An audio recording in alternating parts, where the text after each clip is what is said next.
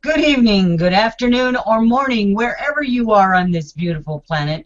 This is Rebecca Jernigan coming to you live from the heart of America to around the globe. And welcome to Journeys with Rebecca from Project Camelot TV Network.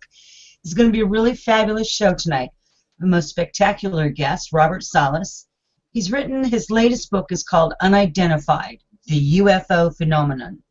How world governments have conspired to conceal humanity's biggest secret. A little bit about Robert. This is based off information that Robert actually sent to me. He was a graduate of the U.S. Air Force Academy, class of 1964. He served 7 years active duty until 1971. While there, he worked as a weapons controller. He flew target drones. He commanded intercontinental ballistic missiles as a launch officer and also worked as an Air Force missile propulsion engineer in the Titan III program. Now, in 2005, he published the book Fated Giant with co-author James Klotz, which details his UFO incident while he was stationed at Malmstrom AFB in Montana in 1967.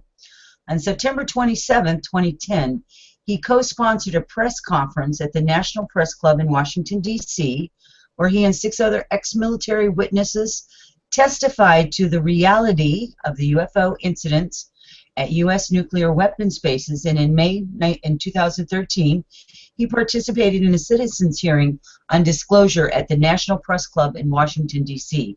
In 2014, he authored this book, Unidentified, the UFO Phenomenon, further describing his experiences with the phenomenon of those and others, and Mr. Salas has publicly been speaking about this incident in conferences and radio and television since about 1996, so he's been a while at it.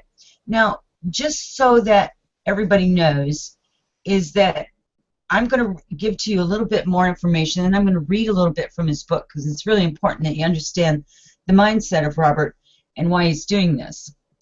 But in 1969, the U.S. Air Force finally managed a way to permanently avoid responding to the public about the many significant UFO-related incidents that had been reported to them. They issued a statement saying, "No UFO reported, investigated, and evaluated by the Air Force was ever an indication of threat to our national security. Unless the Air Force considers the disabling of 20 nuclear missiles by unknown forces as not being a national security issue, the statement constitutes an official lie. It has been proven untrue by the testimony of many military officers and airmen and documentation of incidents involving UFOs and nuclear weapons. These were testimonies of which the U.S. Air Force was fully aware. Unidentified presence, many of these testimonies, some of them for the first time." Now, as a partial justification for its position, the Air Force cites the University of Colorado study that was contracted and paid for by federal funds. Unidentified reveals how this study was truly a part of a conspiratorial plan to cover up the reality of the UFO phenomenon. Evidence is revealed for the first time that the investigators for the Colorado study knew about the UFO-related missile shutdown incidents, but did not investigate them, nor did they include them in their report. So that was part of what you're going to be listening to and watching tonight. And the rest of this is a preface from his book, Unidentified, the UFO Phenomenon. I feel obligated to write this book, partly because it is about injustice. Like many of you, I've had my share of living with injustice. Like many of you, I have observed too much intolerance, greed, self-gratification, disrespect, violence, and hatred. You are my brothers and sisters. This is my planet. This is my country and my government, and this is my life, and I'm going to try to do what I can to reveal the truth and to help bring about more understanding and mutual respect to that, so that we can continue to evolve together to a higher plane of existence. Only then will we be ready to fully accept the reality of the universe that is teeming with precious life, as is our planet. I want to welcome everyone, Robert Salas, to the show. Hello, Robert, and welcome. Hi, Rebecca. It's great to be with you. Thanks for framing my story the way you did. I think that's a great lead-in for our discussion. Well, you know, I I sat here and thought about this for a few days, Robert, because the information really is so valuable. It truly is. And I thought, now how do I condense this so that I'm, you know, making this so that the audience can fully understand? And I thought, you know, I'm not going to condense it too much. I'm gonna read your bio in part. I'm going to read the press release that you have for your book, and then I'm going to read the preface of your book, because it really does speak to the content of the book as well as to the man who wrote it and why you wrote it. And I thank you, first of all, for those sentiments, and having just a short period of time here to kind of get to know you. You know, my hat's off to you, Robert, for the fabulous job that you've done and that you're going to continue to do and that you're doing here in this show tonight. And again, I can't thank you enough for being here. So let's talk a little bit about your book. Let's get right into it. I'm just ready. Sure. Just ready. You bet. Where do you want to start? Yeah, I just want to make the statement that what I wrote is really what motivates me. The truth of this matter, and trying to get our government to acknowledge the truth, of course, but more than that, inform the public, and that's what I've been trying to do for these 20 years or so, speaking at conferences and etc. I just want to inform the public that this is a reality. It's not something science fiction. It's not Star Wars. It's what's really happening. Well, I want to talk a little bit of, especially the very first part of the book. Pardon me. The very first part of the book, you give a background information as to where you were at and what you were doing. Mm-hmm. Started out as kind of a mundane, regular kind of a night. Surely didn't end up like that. And the more I read it, and I'd sometimes have to put the book down. Honestly, Robert, I have to put the book down because I'd be a little steaming. Coming from my ears, going, really? Yeah, that's it's kind of how it starts, right? And how the cover-up actually began, and the statements that were made, and why they did what they did, and it really is a read that makes you. I have to go back and reread it. First of all, I'm not real familiar, obviously, with military terms and all the abbreviations. So for me, it was a little bit of a challenge to kind of figure out whose committee was this and whose committee was that. And I'd have to sometimes go back to the first part where you talked about it and explained it and bring it myself forward, because it gets a little confusing for us lay people. Because just not a military person. I've never been in the military. Didn't come from a military family, so a little short on the understanding there. And I'll be honest with you with that. So let's start with that singular night, without having to go into too much information. But let's start with that singular night of where it began for you, and then let's go ahead and talk about some of the documentation, how you got to find yourself all these years later before you're able to talk about it. You bet. I was on duty along with my commander, Fred Mywald. There were just two of us in this underground capsule located about 100 miles east of Great Falls, Montana, near the town of Roy, Montana. We had a little facility. All these facilities are pretty much the same, and that's one of the reasons later on I got a little bit confused as to where exactly I was when I started writing my first book. But the facility contained about 6 guards, or more or less. Sometimes we had more, sometimes we had less. And their duty, of course, was to protect the facility from intruders, because we had the ability to launch 10 nuclear weapons. Minuteman I was the missile that I had control of at the time. And at the time, the two of us on duty had the capability of launching those missiles on our own. I mean, of course, we wouldn't have done that. We would have had to go through, follow procedures, but we could have done it physically.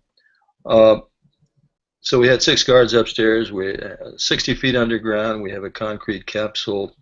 We have the ability to monitor each of the missiles, which were located in what we call launch facilities, which were about a mile or two away from this central location, this launch control center. And we called ours was called Oscar Flight. So to get to the chase, I was on duty. My commander was taking a little brief rest break. We had a little cot down there. And I get a call from the topside guard. He says, "Sir, we're seeing some strange lights in the sky.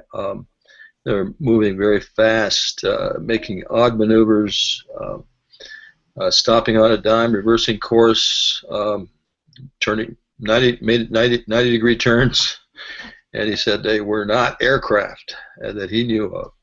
And I just was kind of flabbergasted. I said, "You mean like UFOs?" Because we did have reports in the local newspaper, the Great Falls Tribune, of UFO sightings by a local population from time to time. And so I was just kind of kidding about that, but he said, "Well, I can't explain it, sir. I just want to report these lights." And so I said, "Okay, let me know when something more significant happens." I hung up the phone on him, went back to my book, and about 5 minutes later he calls back. This time he's screaming into the phone. He's obviously frightened. He's yelling that he's got the guards out there with their weapons drawn. He's looking out at the front gate and says there's a large oval-shaped reddish-orange light that's hovering just above the front gate, and wanted me to tell him what to do because he was just completely beside himself, very frightened. And I didn't know what to tell him. I think I told him to make sure nothing comes inside the gated area, fenced area. And he hung up the phone. I went to tell my commander about the 2 calls, and I had the sinking feeling something was going to happen, but I didn't know exactly what. I mean, we could have been under some sort of a terrorist attack. So I wake my commander up and start to tell him about the phone calls, and all of a sudden we get a lot of bells and whistles going off inside the capsule. I look over at my panel, which shows the status of the missiles, and sure enough, they start going offline, going from a green go status to a red no-go status. And 1, 2, 3, 4, 5, all 10. All 10 went down while this object was still above us, because I just hung up with the guard. And so we went through our procedures. We also had a couple of security lights on, and so I called back upstairs. He said the UFO had just took off, and so I had to send a couple of crews out to 2 of the sites because we had security alarms that indicated incursion in 2 of the launch facility areas. And so when they went out there, they reported back seeing these objects above those 2 sites. So the next thing of import was my commander turned to me and said he had just reported the command post that we had lost all 10 missiles. And by the way, we're getting the same message. We had a way of querying the system of what the fault was, and we got the same message, guidance and control system failure on each of the missiles. Anyway, he turns to me and says that the same thing happened in another flight. Now, at that time, I thought he meant that evening, but it had happened actually about 8 days earlier, and that was the Echo flight incident. And so I talk about that in my first book and the second book. In that incident, we have another witness, Walter Fiegel, who was the deputy commander at Echo Flight, similar to ours, only they had maintenance and security guards out at their launch facilities doing maintenance on 2 of the sites, and UFO comes over above them and shuts all their missiles down, all 10. So within the span of 8 days, we lost 20 missiles during UFO encounters. So I'm listening to it. Of course, I've read the book, so you know the information is that you're relaying here is very similar to how you stated it in the book. I remember thinking, how that would feel to be at work and then all of a sudden there's a unidentified flying object, in your space, literally, and then all of your missiles go down. And this is obviously a repeated instance that at that time you did not know. And it's my understanding that same type of instance has taken place time and time again over nuclear sites, missile sites, etc., and so forth across the globe. I don't find any coincidence in that at all, Robert. And it's pretty fascinating, actually, when you stop and think about it. Yes. And nobody came to any harm, which is also interesting. That's correct. And I think if they had ill will, that we would have known about it in those moments, if not before. Yeah, actually, the missiles themselves were not injured, harmed, the damaged. They simply sent a signal to each of those missiles separately to a specific part of the missile. It's called the guidance coupler, part of the guidance system, and that's what shut down the missiles. The missiles were, of course, targeted for specific targets, and that guidance system was locked into those targets, and they simply upset the guidance package, and that's what caused the shutdown, because the missiles, of course, would not have known where to go after the launch if the targeting system was not operative. So that's all they did. They did not damage any of the missiles. In fact, all the missiles were both at Oscar flight and Echo flight were back up on alert within probably 24 hours. So, okay, so we have 2 instances that are very similar, yes. I mean, they took out the guidance mechanism coupler for a short period of time. But, again, no harm was done to either the missiles or to human life or to anyone else. That's correct. Okay? So, now you go back to the statements in your book. You talk about how all this got started. And I think that's probably the biggest thing is, how did this big, huge conspiracy to keep this UFO phenomenon a secret? Started with these incidences, and there was some before then, but there was a whole mechanism in place there, if I'm not mistaken, with the way that you presented that. And I think that's a little bit of how I want you to get into that, so that people can really see what it took to get that to the point of where it is today, and how that could have just, exponentially grown all by itself. Right. Let me just mention one more incident, because Sure. It was probably November of 1966 at Minot Air Force Base. That's in North Dakota, just above, next to Montana, rather. David Shendelly talked about that during the disclosure conference in 2013 in Washington, D.C. But he had replaced a crew, replaced a crew that had experienced a similar incident to mine. So that was 1966. The reason I mention that is because in 1966, the U.S.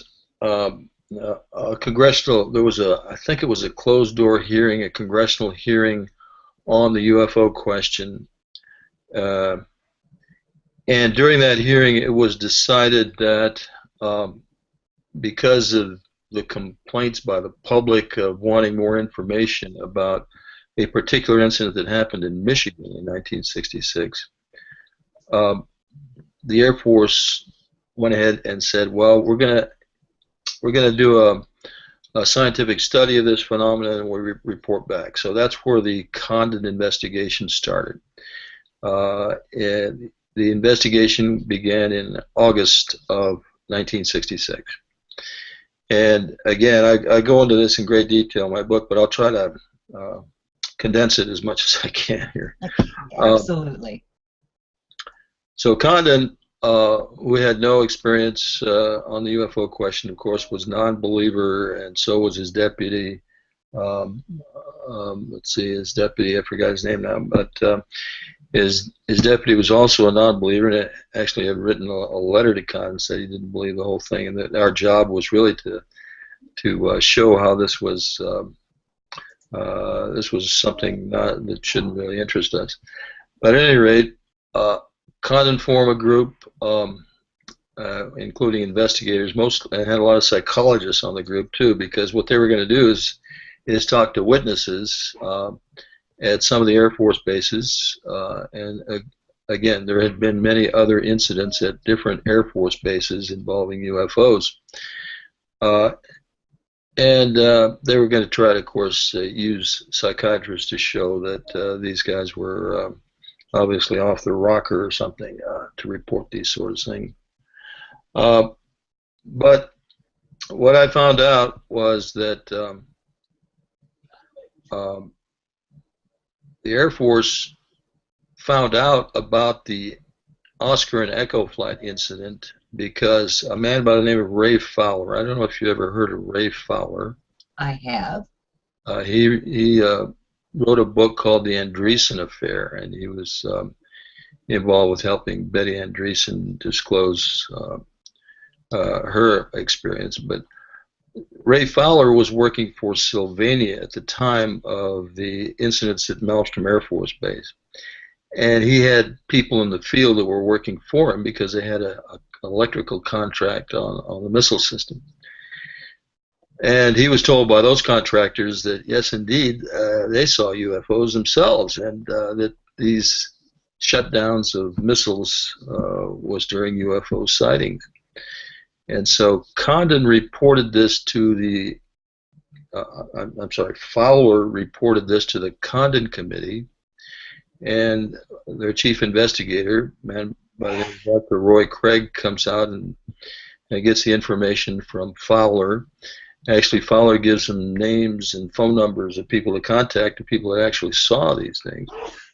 And he goes out to Malmstrom Air Force Base, this Dr. Roy Craig, who is supposed to be the chief investigator for the Condon Committee. Well, he gets on base, and the commander, the base commander, a man by the name of Chase, Lieutenant Colonel Chase, essentially told Craig to go away, that this was a closed Air Force investigation, and that if he wanted to get any further information about these incidents, he'd have to go to Washington. And it turns out that the only person on the Condon Committee that could review classified information was this Dr. Lowe, who was the deputy to Condon, who had already stated he didn't believe in the UFO phenomenon. He stated that publicly. And then, so they never really got to see the analysis or the results of the investigation of the Oscar or Echo missile incidents. So there was definitely a cover-up there. I go through a lot of detail, and of course I've got letters and backup information to back all this up. Right, and in your book, it really does go into an extraordinary amount of detail there.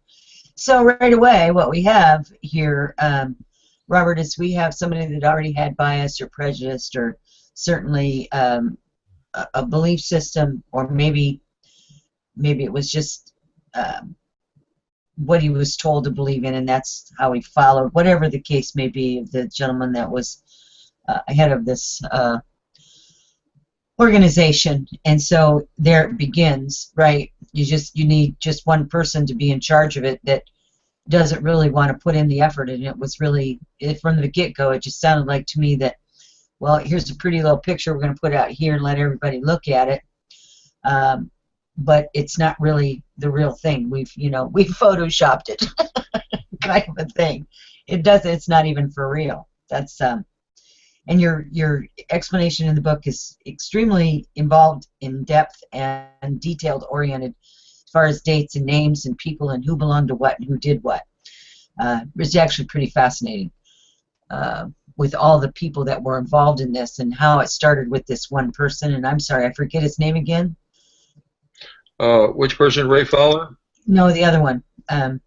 Colonel Chase or Dr. Craig was the investigator, or both the Craig and the other guy, the Colonel. Edward Condon? Yeah.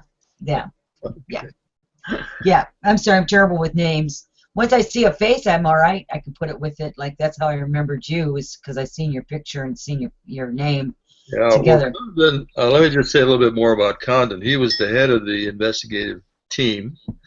He was a PhD in physics. He had been part of the Truman administration and was summarily kicked out of his position by none other than J. Edgar Hoover, who claimed Condon was a commie, basically a commie spy. There's a letter to that effect. And so Condon lost his security clearance about 1952. So in 1967, he was at the University of Colorado. The Air Force came to him and asked him if he would head up this committee. And by the way, if you did do this for us, you would get your security clearance back, which meant you could work with us on government projects. And I wanted to point that out in the book because right there was conflict of interest, let's say, at the least. Yeah, I remember reading that and just kind of chuckling, going, oh, yeah. Mm-hmm. So what is it you want me to say again? My hands are ready. Yeah. Just give me the script. I'll read it for you. Got my security clearance back. All right, well, here's what we're going to do. I'm going to stop momentarily, and we're going to take just like a 5-10 second break here, and then we'll come right back. Okay.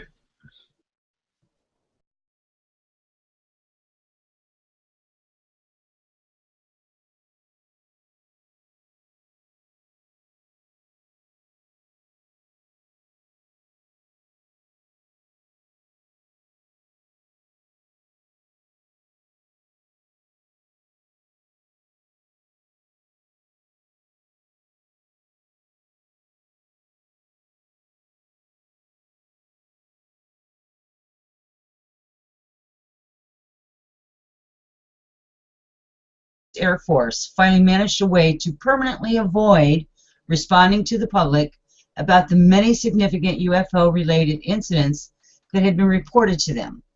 They issued a statement saying no UFO reported, investigated, and evaluated by the Air Force was ever an indication of threat to our national security. Unless the Air Force considers the disabling of 20 nuclear missiles by unknown forces as not being a national security issue, the statement constitutes an official lie. It has been proven untrue by the testimony of many military officers and airmen and documentation of incidents involving UFOs and since hearing on disclosure at the National Press Club in Washington, D.C.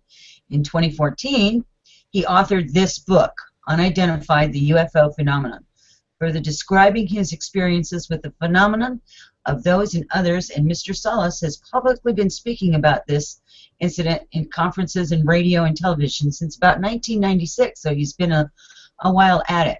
Now, just so that everybody knows, is that I'm going to give to you a little bit more information, and I'm going to read a little bit from his book because it's really important that you understand the mindset of Robert and why he's doing this. But in 1969, the U.S. guest, Robert Salas, he's written, his latest book is called Unidentified: The UFO Phenomenon, How World Governments Have Conspired to Conceal Humanity's Biggest Secret. A little bit about Robert. This is based off information that Robert actually sent to me. He was a graduate of the U.S. Air Force Academy, class of 1964. He served 7 years active duty until 1971.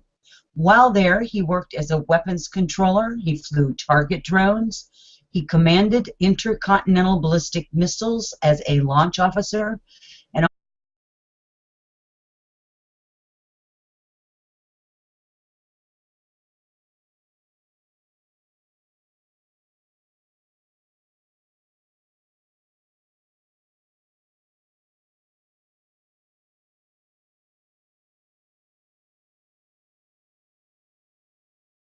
good evening, good afternoon, or morning, wherever you are on this beautiful planet.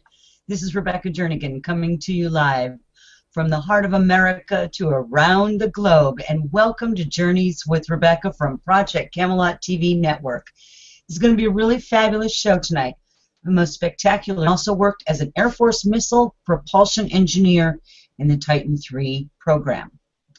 Now, in 2005, he published the book Fated Giant with co-author James Klotz, which details his UFO incident while he was stationed at Malmstrom AFB in Montana in 1967.